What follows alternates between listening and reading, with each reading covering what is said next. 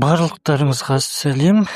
Бүгін біз локальный дискіні қалай бөлу керек екенін сол туралы айтатын боламыз. Солай болса кеттік. Егер канал ұнаса, лайк басып, коммент қалдырып, достарыңызға таратуын сұраймын.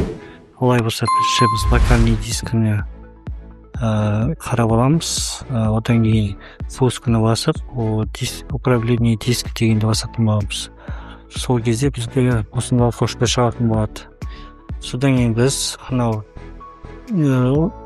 көрсетіп тұрған локальный дискіге сол жағын басып, жай том деп жазамыз. Сюжет том деген басатын боламыз. Сол кезде бізге келесідей окошко шығатын болады, яғни терезе.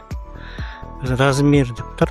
Сол размерге біз 20.000 деп бөлім гигабайт ретінде жазатын боламыз. Содан кейін әрғай келесі қадамда біз сияқты бөлінді. Әрғай біз көрсетілген бөлім бойынша таңдаймызда дали деп әрғай еш нәрсесін өзгертпей баса беретін боламыз.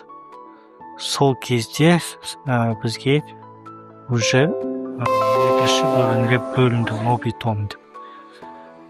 Осы новый том деп бөлінді. Енді қарасаңыздар екіге бөлініп отыр. Олай болса бүгінгі шығарылым осымен аяқталды. Аман сау болыңыздар.